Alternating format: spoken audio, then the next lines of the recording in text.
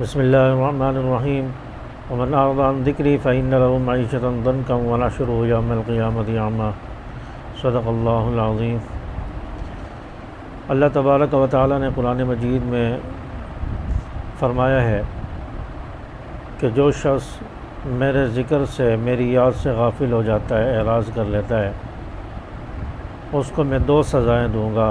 ایک سزا تو اس کو دنیا میں ملے گی اور ایک سزا آخرت میں ملے گی۔ دنیا کی سزا یہ ہے کہ فإن لہ معیشۃ ضنکا، اس کی روزی تنگ کر دوں گا، اور آخرت کی سزا فرمایا کہ اس کو قیامت کے دن اندھا کر کے اٹھاؤں گا۔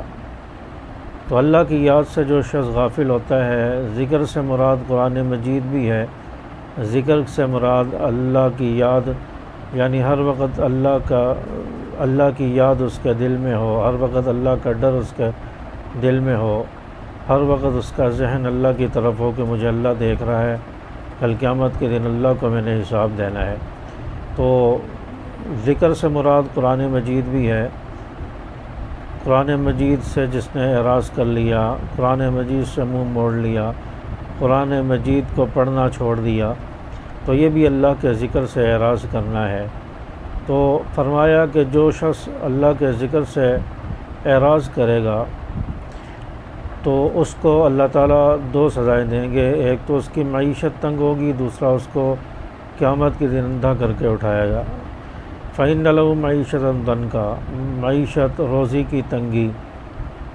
تو یہ دنیا میں ہم دیکھ رہے ہیں کہ جو لوگ اللہ کی یاد سے غافل ہیں، نمازوں کے قریب نہیں آتے، اللہ کا ڈر نہیں ہے، اور قرآن مجید سے اعراض کیے ہوئے ہیں، کئی مہینے، کئی دن ہو جاتے ہیں قرآن مجید کو نہیں پڑھتے۔ بعض لوگ تو وہ ہیں کہ جو سال میں صرف قرآن مجید اٹھا کر پڑھتے ہیں، بعض وہ ہیں جو زندگی میں بھی انہوں نے کبھی قرآن مجید اٹھا کر نہیں دیکھا ہوتا، پڑھا نہیں ہوتا۔ تو ایسے لوگ بھی دنیا میں ہیں۔ تو جن لوگوں نے دنیا میں قرآن مجید کو پڑھنا چھوڑا ہوا ہے، قرآن مجید پر عمل کرنا چھوڑا ہوا ہے، قرآن مجید کو نہیں پڑھتے، تو ان کی معیشت کو اللہ تعالیٰ تنگ کر دیتے ہیں، ان کی روزی میں بے برکتی ہو جاتی ہے۔ دیکھنے میں تو ان کے پاس بہت کچھ ہوتا ہے، بہت سارا مال ہوتا ہے، لیکن سکون نہیں ہوتا، اس مال میں برکت نہیں ہوتی، اس مال میں جو خیر نہیں ہوتی۔ تو اس لیے فرمایا کہ ایسے شخص کی معیشت کو تنگ کر دیا جائے گا۔ اور بعض مفسرین نے معیشۃ ضنکا، اس سے قبر کی زندگی بھی مراد لی ہے کہ اس شخص کی قبر کو تنگ کر دیا جائے گا۔ قبر کو جو ہے، قبر میں اس کو گھٹن محسوس ہوگی۔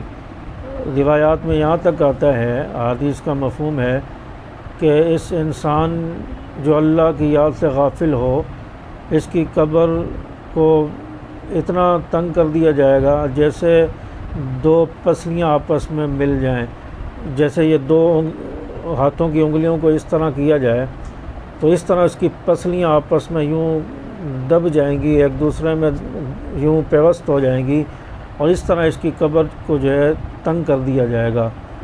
اس شخص کی جو اللہ کی یاد سے غافل ہے، قرآن کو چھوڑا ہوا ہے، دین سے دور ہوا ہے، ایسے شخص کی قبر کو بھی تنگ کر دیا جائے گا۔ بعض حضرات نے، صحابہ کرام میں سے بعض حضرات نے معیشۃ ضنکا سے عذاب قبر بھی مراد لیا ہے، بعض نے معیشۃ ضنکا سے جو ہے وہ زندگی مراد لی ہے جس میں خیر نہ ہو، بھلائی نہ ہو۔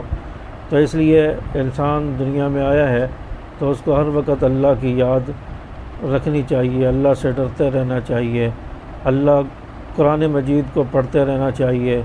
قرآن مجید بھی اللہ کا ذکر ہے، تو قرآن مجید کو ہمیشہ پڑھتے رہنا چاہیے، اور اپنی صبح کا آغاز جو ہے قرآن مجید کی تلاوت سے کرے، فجر کے بعد قرآن مجید کی تلاوت کرے، ہر روز یہ معمول بنا لے، ایک رکوع، دو رکوع، ایک پاؤ، جتنا آسانی سے ہو سکے، حافظ ہے تو ایک پارہ، تو یہ اپنی زندگی کا معمول بنائیں۔ اس کے بعد باقی زندگی کے کام کاج شروع کریں، اس کے بعد باقی معمولات شروع کریں۔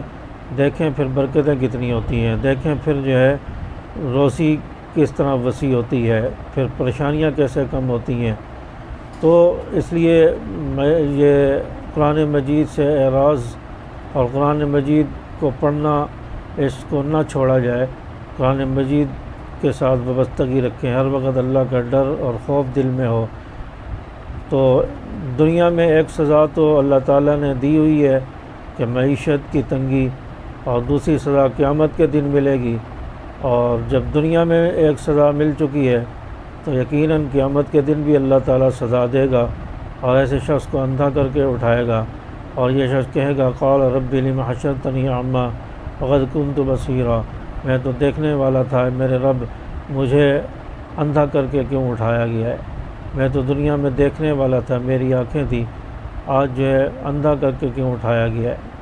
تو اس کو کہا جائے گا کہ تو دنیا میں میری یاد سے غافل رہا، دنیا میں تو مجھے یاد نہیں رکھتا تھا، آج قیامت کے دن میں تجھے یاد نہیں رکھوں گا۔ اس لیے ہر وقت اللہ کا ڈر، اللہ کا خوف دل میں ہونا چاہیے، ہر وقت جو ہے قبر کی جو زندگی ہے، عذاب قبر کا خوف ہونا چاہیے، ہر وقت گناہوں سے انسان کو بچتے رہنا چاہیے، اور قرآن مجید سے تعلق مضبوط ہونا چاہیے، تاکہ اللہ تعالیٰ دنیا اور آخرت کی سزاؤں سے ہمیں محفوظ فرمائے۔ السلام علیکم ورحمۃ اللہ وبرکاتہ۔